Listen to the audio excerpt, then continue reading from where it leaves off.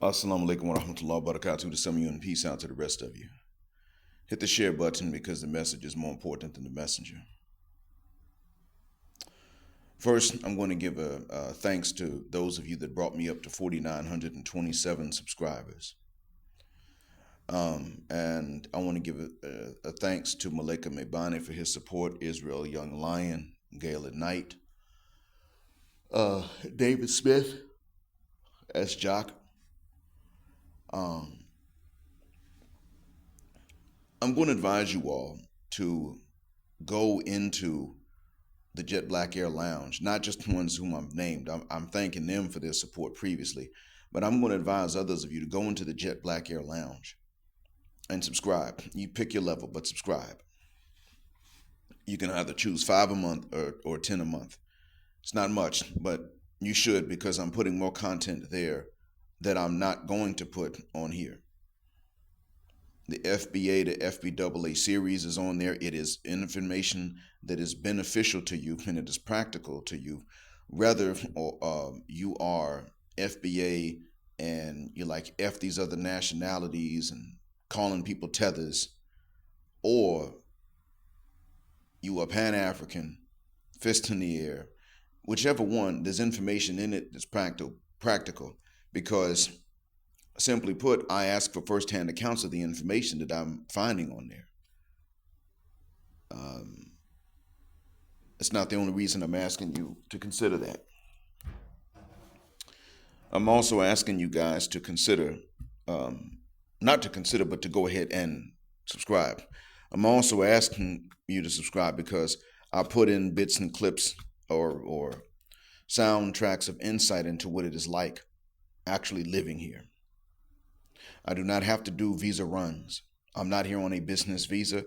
I'm not here on a visitor's visa. And I'm not bragging.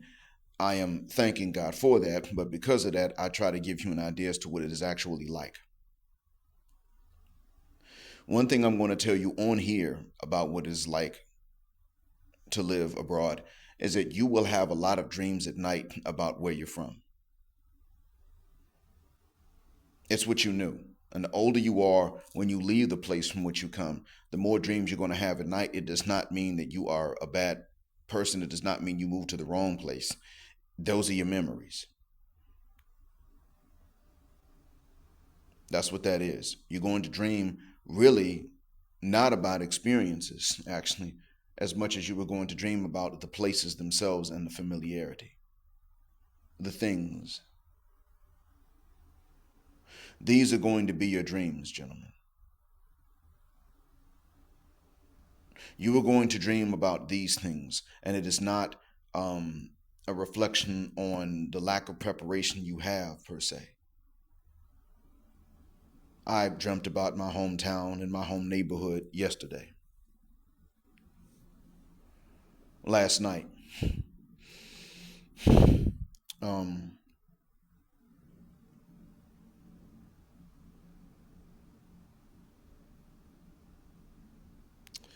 The other thing I want you guys to keep in mind is that, and I'm going to get to why I opened this up to record in a bit. I mean, y'all saw the title already. But you get more information on what it's like to live abroad. What it's like to go maybe a year before you go back to visit where you're from. Maybe even 2 years. When I had to miss 2022 and 2023 summers in the United States, then that meant I had to go 3 years before I could see my folks again in 2024. That's what that meant. The other thing too is that living abroad makes visiting, generally speaking, a more pleasant experience when you're doing the traveling, but you're nervous. However, you're not stuck. You're nervous about something happening that will make you stuck back stateside. because in your memories that play out in your sleep, you're not remembering the stress and the bills, but when you wake up, you begin to remember these things and you say, thank God I'm where else I am. And if you're waking up in the States during a visit, you say, thank God this is a visit. I'll be back to real life in a bit.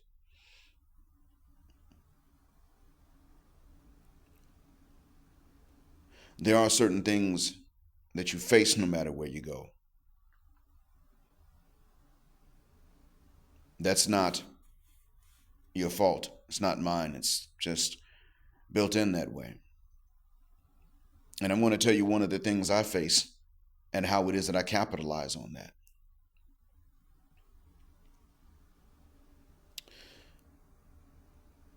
What I do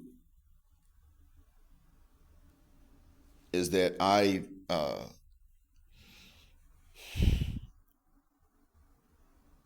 what I do here where I am is that I teach English. And now I teach advanced, and I teach the last English class they're going to get. This happened before, but I would teach the last English class they're going to get before they go into the regular curriculum of the university. And the universities here have a lot of classes that are taught in English. And I hate to say it, but one of the things that this does is that it puts certain fields, or it populates certain fields with people who simply can't learn another language for whatever reason or don't have the discipline.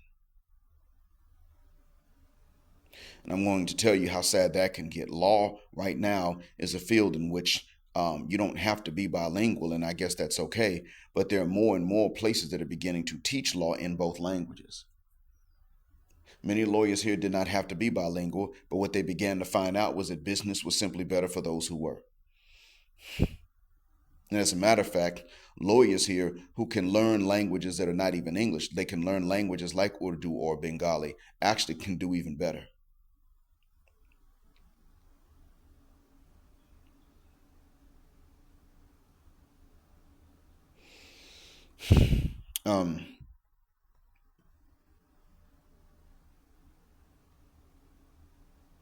But the thing is that bilingualism is becoming a necessity in many places. It's been a necessity in many places in the world, and it's becoming a necessity here as well.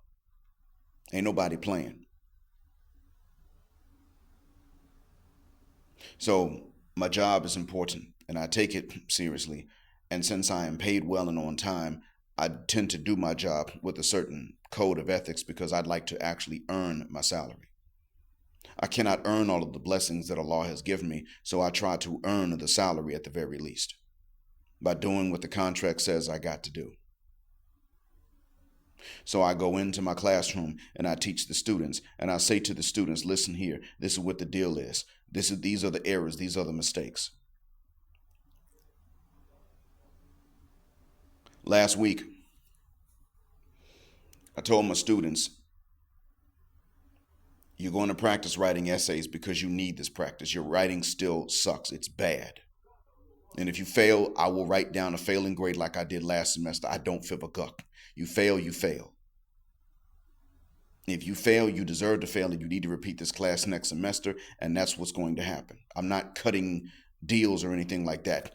The way to pass my class is to fix the mistakes I told you to fix in your mother cuss word English.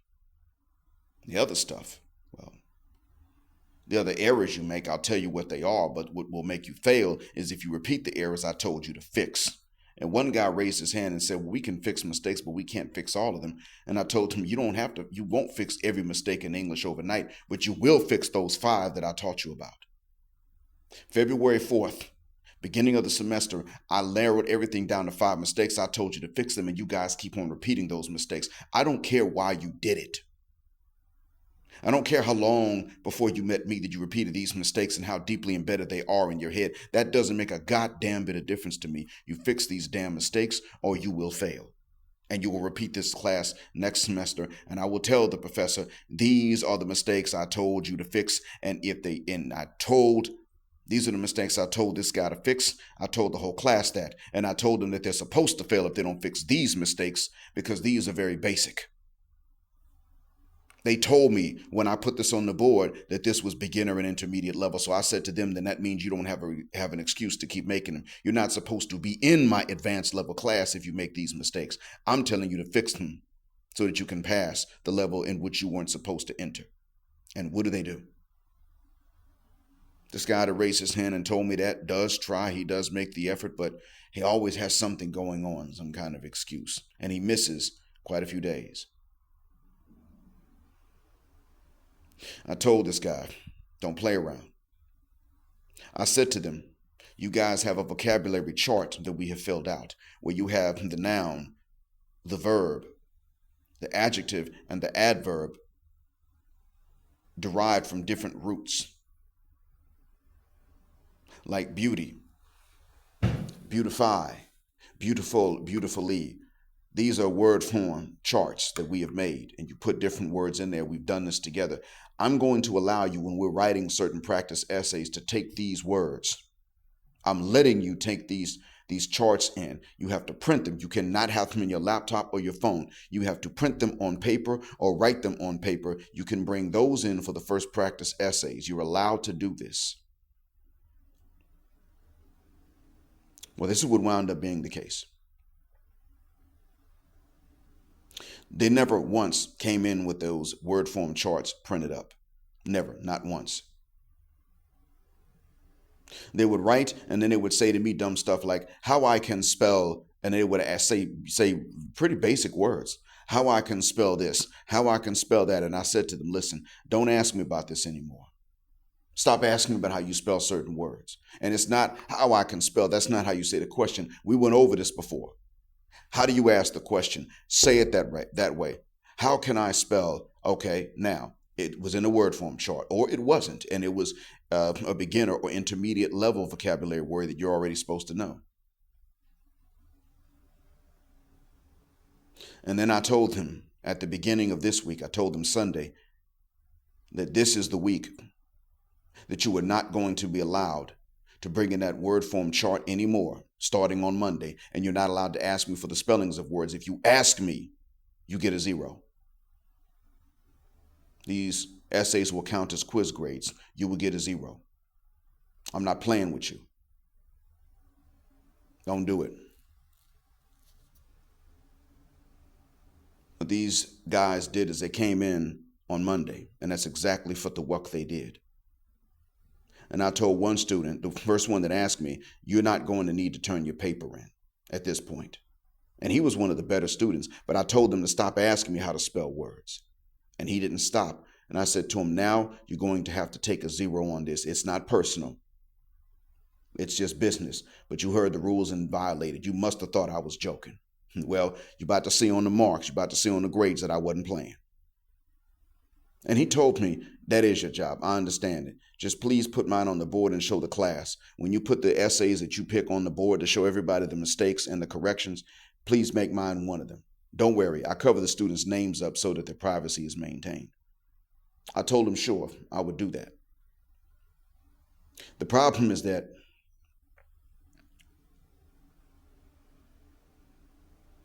he didn't listen the first time. The bigger problem is that because I said that this was going to be the case, and then on Monday I showed them that that's actually what the work it was. They lost permission to bring in the word form chart that they previously never brought when they had permission, and they weren't allowed to ask me for the spellings of words. They had to just hurry up, write, and then be ready to take down the corrections. And I told them how to find their errors and fix them, even if their essays were not included in the ones that I put up on the board. I taught them where to go, how to fix it, how to improve their own writing, even if I died next week and they didn't find a professor in time to replace me. I told them, this is what you do if that happens. This is the program. I will help you.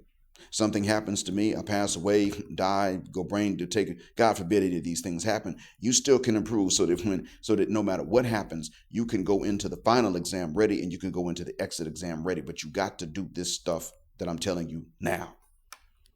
And they didn't do it. And they didn't practice it enough. Tuesday, I went to class and not one of them showed up. Yesterday, I went to class and not one of them showed up. I don't have to tell you what's going to happen today because it's the last day of classes. I wanted you guys to understand in this Dr. Bleeze series that this could be a source of frustration if you're really, I mean, if I were paid based on the results of what they did, this would be frustrating because it will be them being allowed to determine what I get paid. But that's not what's going on. They don't get to determine that. I teach. They must turn around.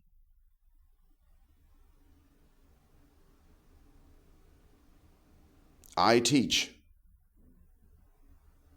I'll do that. But they are the ones that have to turn around and do the actual mother cuss word work. And I don't lose money because they don't do their job. They don't do their part. What I do is I put it in the electronic platform.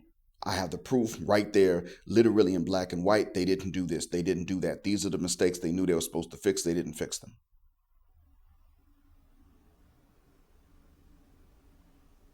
If they do a grade appeal, their grades get dropped. I'm not playing with them.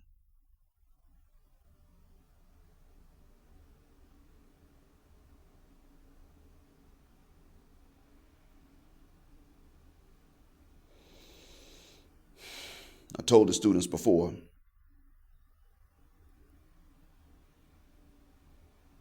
as soon as the accountability kicked in, as soon as they were going to have to perform in the classroom, similar to the way they're going to have to perform on their final, because these essays are practice essays for the final writing test. As soon as I told them, you're now going to practice the real deal, you're going to practice under the same conditions with the same time limit. As soon as that was the case, they just all quit coming to class. All of them. Even the ones who want to come. So this means that they were under pressure. Let's all be absent.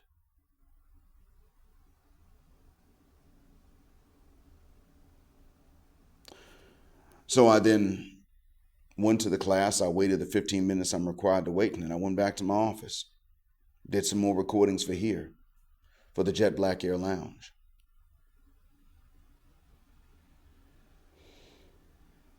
Tuesday was the day that, and you guys can see a post from Tuesday, probably late Monday night, no, early Tuesday morning, you guys' time. Y'all can see a post from that. If you're on the West Coast, it's probably really late Monday night that it was put up there. But you guys are going to be able to see the post wherein I showed you a photo of some of them with the faces altered. And this was done to give you a glimpse without interrupting the privacy. This is only in the Jet Black Air Lounge for the subscribers. But you could see where it was that I uploaded the students' altered photos. And you could get a look at them. You could see one that didn't know that that day was the final exam. He showed up halfway through. You could see another guy with sunglasses on who made the same mistake. He showed up halfway through.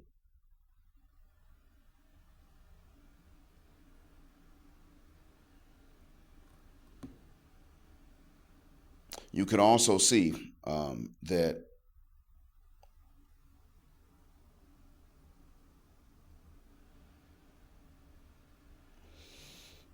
to make matters worse, there's one guy whose photo was only halfway in, whose image is halfway in the photo, just halfway.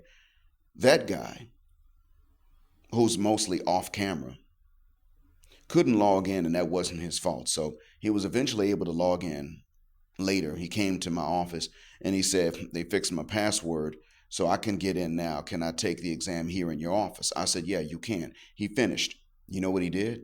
He made a 47.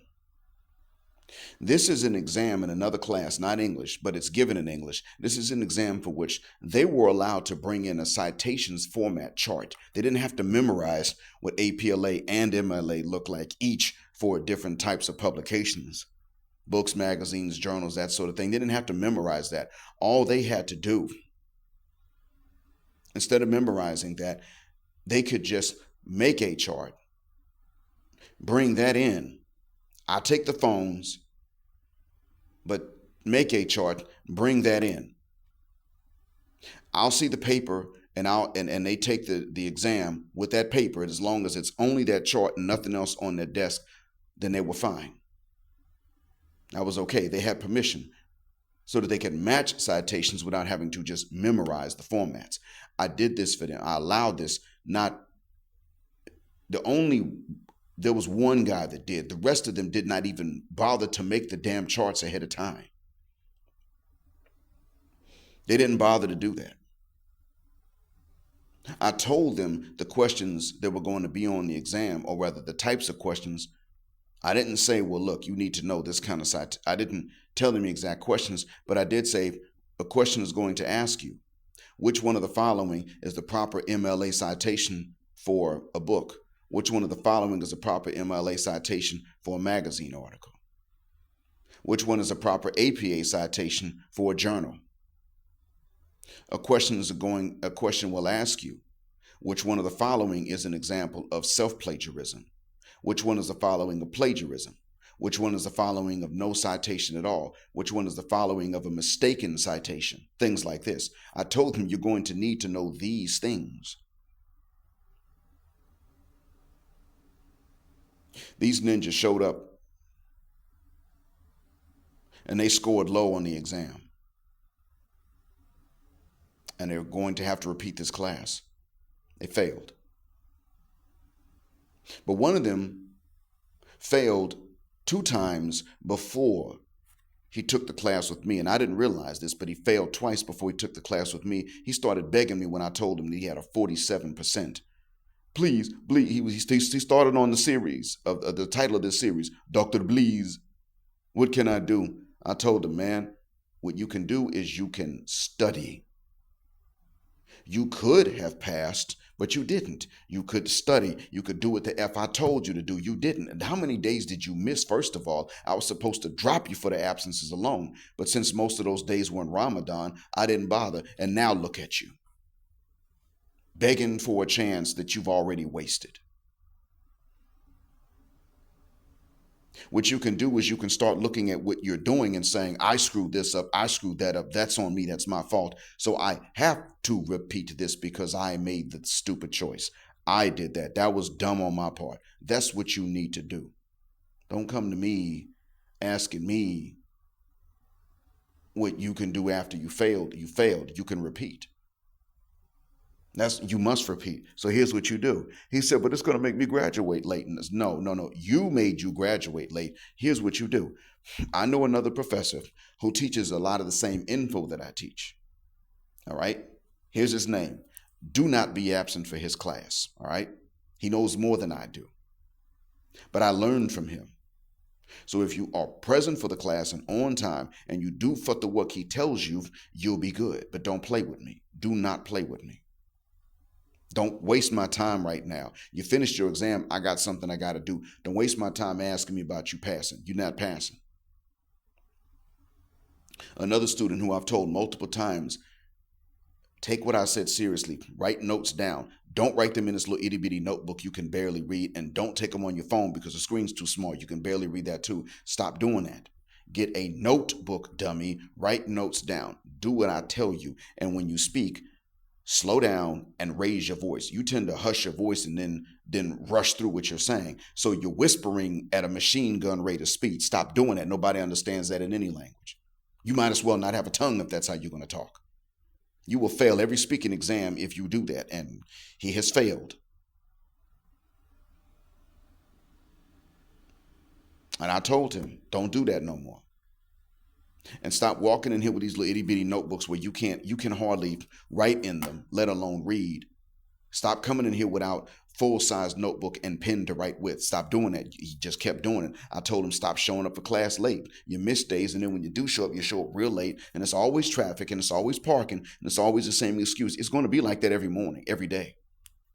This guy showed up late, really late, finished his exam early, came to me and asked me, so did I pass? And I had to shake my head and tell him, no, you did not. You're going to repeat this. Don't you screw this up again. Dr. Bleeze, I had to stop him and tell him, your classmates didn't finish the exam yet. I got to keep my attention on them, even when I'm pretending not to. I got to keep my eyes on them. I don't have time to get into this argument, this discussion with you so that somebody else can take advantage of that. You performed exactly as well as I told you not to. Some of you may say, well, Doc, come on, Jet Black, why are you telling us about this? Well, I'm only giving you this much because all the rest of it is in the Jet Black Air Lounge. But I am telling you this because, see, when you live abroad, this is one of the things that's going to follow all of us around. In order to really do your job well, you're going to be, and to be needed for that, you're going to be surrounded by father muckers that don't do theirs well. That's where the issue comes in. I am here in a nation where the English teachers at the elementary and middle and high school levels are crap. But that's not what the job markets need. The job markets need these students to be able to speak and speak correctly in both languages. Their Arabic is jacked up and their English is jacked up. They're not fluent in any language properly. Oh, that's a major issue here. Yesterday, one of the locals asked me, Haram, why have you been here 11 years and you don't speak Arabic? And I told him in Fossa, oh, I learned how to speak Arabic. The problem is you guys don't speak it. So when I speak proper Arabic, many people just turn to me and say, Ana mafi malum Inglesi, which is a really broken caveman nigga way to say in niggabic, they're trying to say I don't know English. Now, if I'm speaking proper Arabic, why would somebody answer me in nigga caveman niggabic and say I don't speak English? Or I don't know English. Why would they say that? And the way they say it is more like, there is not known English. Think of it more like this. I know info English. That's a better translation. We don't speak English that way. And the Arabs brag about the beauty of their language and the richness of their language. Well, nigga, why did you drop it? It's not your language anymore. The Sudanese preserve it. You don't. The Mauritanians preserve it even more. You don't. And Mauritania has an Atlantic coastline. They are very far from you dummies. And you got the nerve to sit up here and brag about how people should have to learn your language. Nigga, you don't learn it. When we learn it, you can't understand us anymore. In order for you to actually be able to really excel in something, you are still going to be dealing with some sort of problem somewhere, and you're going to have to deal with that problem better than other people deal with it. And that is what will allow you the price command to get paid well for it. If this were the Philippines and people here spoke English like they do in the Philippines, I wouldn't make as much. That's the truth. If this was South Korea, I would not make as much. And students, I'm not saying everybody in South Korea speaks English well, but what I'm saying is that students tend to take it more seriously. They don't play around, they don't waste it. But you know what? We wouldn't make as much. Flight Madness has figured out a way to do that. And he doesn't mind living where he lives either. And that's okay. I wouldn't want to live in those places. I don't want to live somewhere where I have to go looking for a mosque to pray, where I have to ask, is it the prayer time yet? I have to go begging to find a halal food source. I'm not looking to live in places like this. I'll visit, but not to live in them. So that's not, it's not ideal for me. That's the issue. Brunei, probably so. Believe it or not.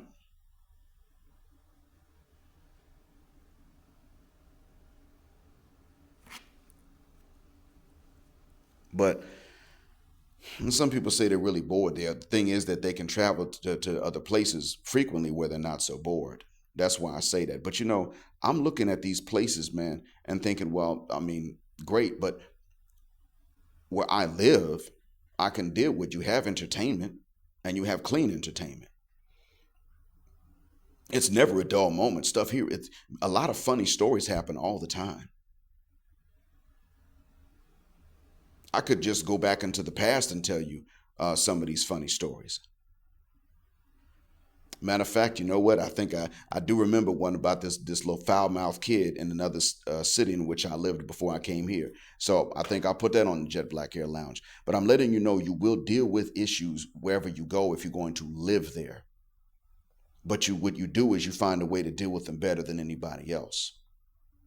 And that's how you make it. That's one of the ways you make it. Your skill has to already be marketable. That's the first thing. And in order for that skill to be marketable, it's going to mean that there are several people that don't have it, and they don't have it. And you're doing what you can. But I'm letting you guys know right now. I'm letting you guys know and understand right now that what you are facing, gentlemen, if you're trying to actually leave and live abroad, it's never going to be a paradise. That's not going to happen. If you are retired and you don't have to work anymore, and you're going to go on a retirement pension, and you get those visas, which are easy to get, and you go and you live somewhere, you're still going to have some people trying to get that retirement out of you. If you could go to Indonesia or Malaysia, retire there, guess what? You're getting a pension. There are going to be people that send you emails and try to scam you.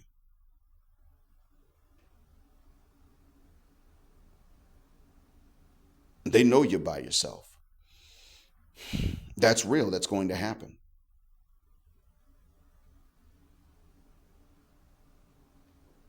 So I want you all to keep that in mind. You're not going from one place to a paradise. You're not going from the States to a paradise. You're going from the States to a place where things are better, and you can stay afloat by using your skills that anybody else could use to stay afloat. That's what it is. You ain't gonna find no paradise on this planet. We already know that, but a lot of us tend to forget. You're not gonna go to Pattaya and all of a sudden you're in paradise. And no, see, in paradise you're never asked to leave. Pattaya is not a paradise. You better make them border runs if you don't have a valid visa to live there. You better do it. You can go there and learn Muay Thai, and then that'll actually allow you to stay there. And I guess maybe you can get another visa that would allow you to stay there after you're done learning it. You probably could teach it. You probably could teach something else there, that a skill that you have, even if it's not English, as long as there's a need for that skill. But you're going to have to understand and face up to the fact that when you are there, you're going to be dealing with some problem somewhere. That's what you're going to face. And if it's going to be teaching English, you're obviously not going to be surrounded by people that are the best English speakers. So really, in order to be effective at teaching English to people that don't speak it, you will start off by having to learn bits and pieces and basics of their own language and a lot of grammatical terms in their language. That's really one of the things you'll have to do. You're going to have to do that.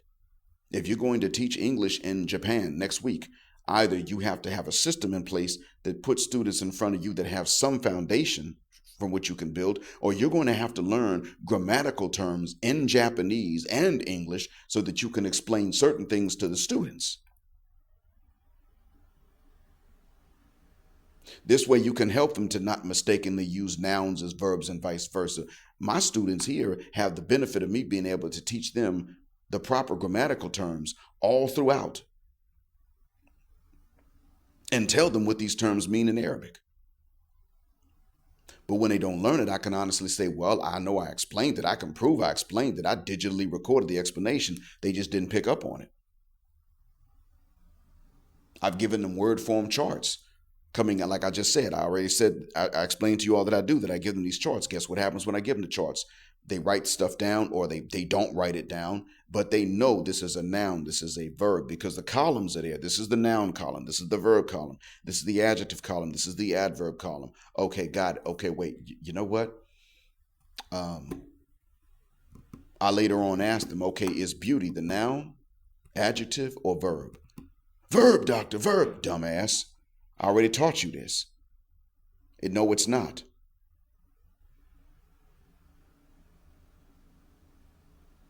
Okay, what about, what part of speech is beautify? Noun, doctor. It's right there on the chart. It's not. But I can tell them what noun means in Arabic, verb means in Arabic, adjective is in Arabic. I can tell them what adverb means in Arabic. I can tell them all of these things. I can say, well, this is what that means in Arabic now. Which one is this, beauty?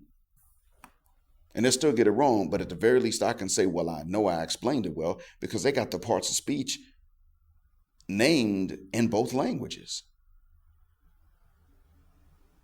That's important.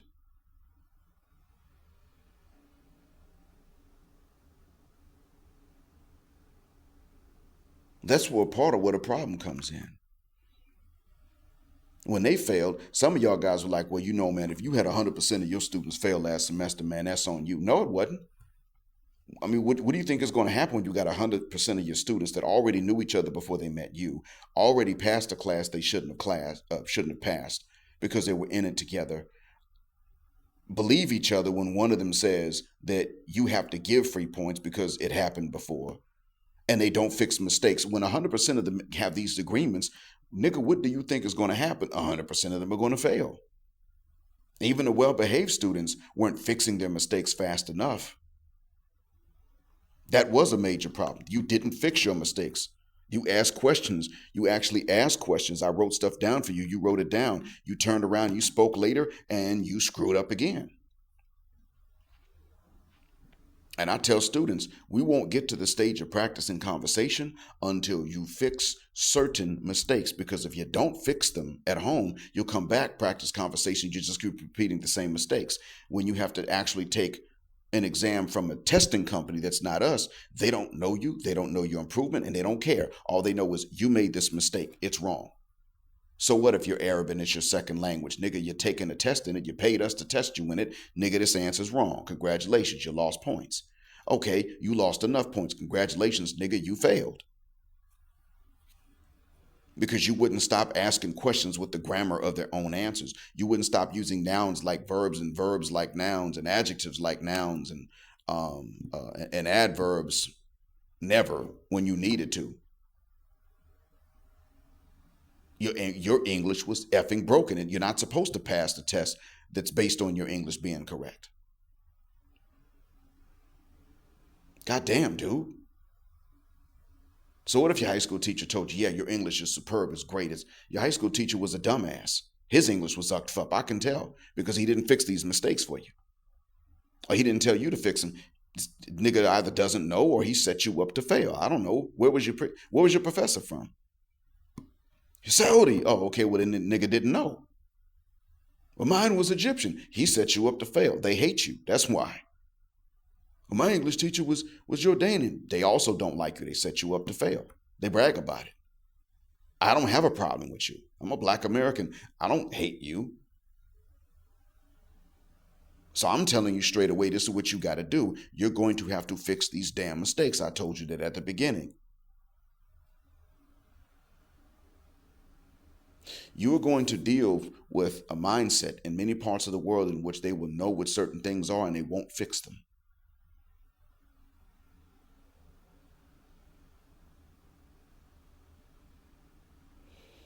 That is going to actually be the reason why you can stay there, unfortunately. There will be two reasons why you were able to stay in the place that you're able to stay. They won't fix something, or they need your help in fixing it. It'll be one of those two. Once a particular issue there has been fixed at a national level, if that is your skill set, you will not be needed again. And that's not your fault. But you will have to know and to understand that the world is changing whether you stay in the States or you go abroad. You have to remember that it's changing. It's always changing. You are not going to be there to maintain. You're not going to get jobs so that you can maintain something the way that it is when you're going into other places most of the time. If you have moved in order to go somewhere else and you've enjoyed living there, you are still going to be living there legally because of a skill, and that skill is going to have to be something that is not easily found in the local population. And that skill is probably going to mean fixing things people hate to fix, not maintaining things people enjoy maintaining. I hope that this helps. It's not bad news. It's just something you have to remember. Most of us already know this if we think about it. But now, how's it going? Most of us know this if we think about it, but now I'm telling you to think about it and remember it so that you are prepared. Thank you for listening. As always, Black Heart, Black Mind, Black Out, Assalamu Alaikum, Black Heterosexual, Non-Select Male Power because they don't like it. Black Patriarchy till extinction of Judgment Day. Thank you for flying with us here on Jet Black Air, where the phrase Jet Black is also a verb. Keep Jet and Black with us till the wings and the wheels fall off. Gender, justice, forever.